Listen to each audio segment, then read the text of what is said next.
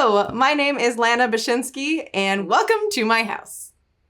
Home? My setup? What do you want me to say?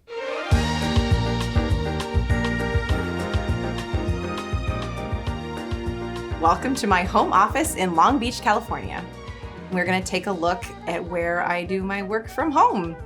I've been at Riot Games for almost 3 years now, which is really wild to think about. I am a lead animator in research and development, so that means, unfortunately, I can't talk too much about the specifics of what I work on, but I've been animating in general for 10 years. 2022, I've been animating since 2012 professionally. Before Riot, I was at Blizzard Entertainment for about 5.5 years, working on StarCraft II, Heart of the Swarm, and I did a teensy bit of work on Legacy of the Void. I moved into a leadership position, so I do a lot of guiding other people. I also do a lot of animation. I use a program called Maya, and then I also do a lot of graphic design work in Illustrator, and that's mostly for the Riot Animation team or the RAT community. I do all of the stream graphics and advertisements and things for Twitter, and I also use it to do mock-ups and things when I'm trying to pitch ideas for the game. When you start out as an artist, I think like the greatest vision that people have is, I'm gonna be the best artist. My work is to be plastered everywhere, and that's an amazing goal, an amazing thing to want to do. But making assets is one thing, but also having the conversations and being the puzzle piece that you need to be to fit in to make the larger project, and how all those pieces come together with game design, with engineering. Seeing the whole puzzle ended up being something that was really, really compelling to me. And so being a manager is a part of that. The team's been pretty flexible. Like if I need like a delivery or like some reason I need to stay home, I've been able to do that, which has been fantastic. And especially if I have a day that's mostly meetings, rather than drive into the office and then sit at my desk for mostly meetings all day. I will often stay home and then take those meetings from home because it makes it a little bit easier to get back to back to back. The positives to coming back in the office, it's interesting because in many ways I'm doing less than I would ever do at home, because there's people to see and there's seeing all the skins that people are making, or people will come by your desk and be like, I just worked on this, do you want to check it out? And it's less productive by way of the actual tasks I'm doing towards the project I'm working on. But it is super beneficial by way of being really inspired and building that camaraderie, not just on your team, but across teams at Riot. Where working from home is just like so convenient. If I want to just get heads down and power through a ton of work, it is great to know that I have those days to be at home where I can do that more easily. Specifically the things you talk about, I have these at my desk. I should probably bring them into the office. The old carpal tunnel fixers. the weirdest thing I could probably be doing on camera right now. But they help. These are great if you have problems with carpal tunnel. I have what I often say is a bad brain, in that I have a terrible, terrible memory. So I kind of have like little sections of Post-its that I'm constantly making, just because sometimes it's really easy to get like caught up in the nuance of the project, and having things that when I read them remind me of what is really important in that moment. Feedback early and feedback often is something one of my first leads told me. Eric Hensa, who now works at Riot as well, very exciting. And that's just a reminder that not to be too precious with my work.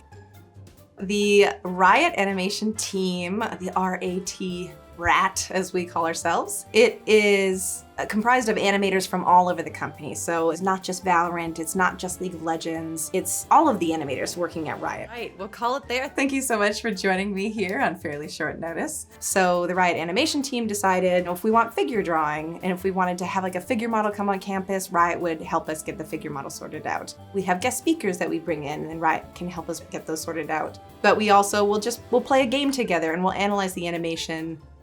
One of the biggest things we do is stream, because sharing with the community was another thing that we wanted to do more of.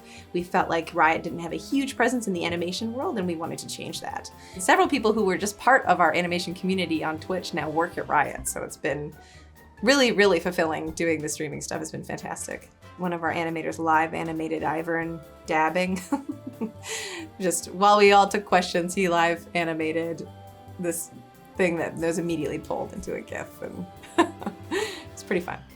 We most usually provide demo reel reviews where we will post on social media and have people submit their work. Your camera lens choice and like all the actions she's taking, I think were really well executed. The only time that it really loses it for me is when she turns her head completely away in this pose right here.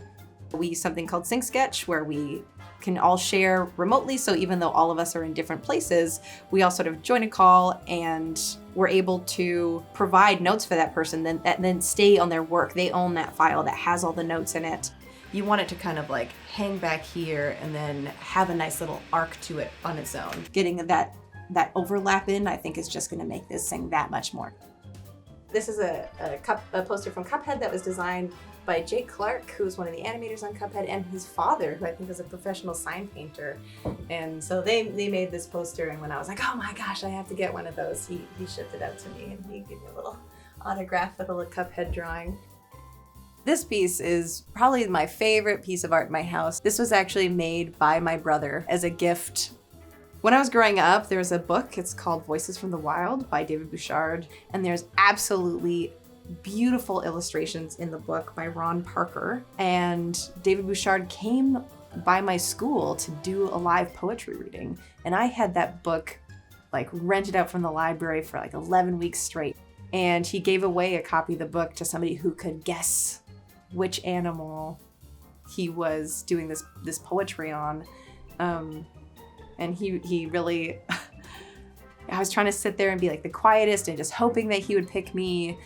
And when he finally did, I got the animal right. It was a blue wildebeest. And he had actually already signed the book, knowing that I would get it. I guess the librarian told them how much I love the book and how much I rented it out. And so he had already signed the book for me. And he revealed it to everybody. Everybody gasped. And he just said, thank you so much for loving my book. And the art and the words in this book have inspired me so much, like as an artist and as a young creative, and like the marriage of these two things. And this piece of art is all of the illustrations of the animals from this book compiled into one image. It's seeing this thing that's so impactful now continue that impact through like the rest of like my new career in my adult life has just been like a reminder of where I'm coming from and a constant inspiration of where I'd like to go.